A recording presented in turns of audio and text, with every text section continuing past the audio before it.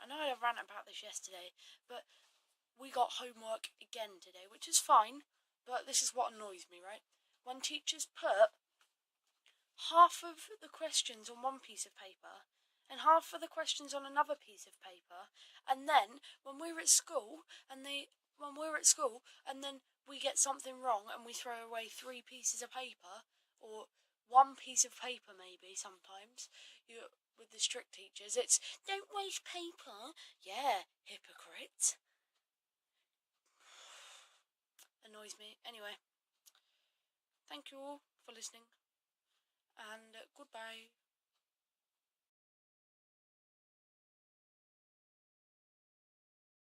Guys, so it was firework night last night, and I managed to catch some footage of fireworks out my window, so here you go.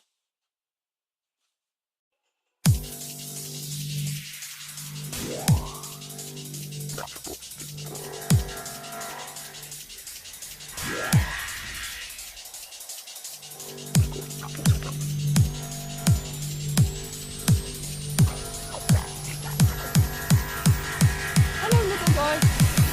Is the sweetie man coming?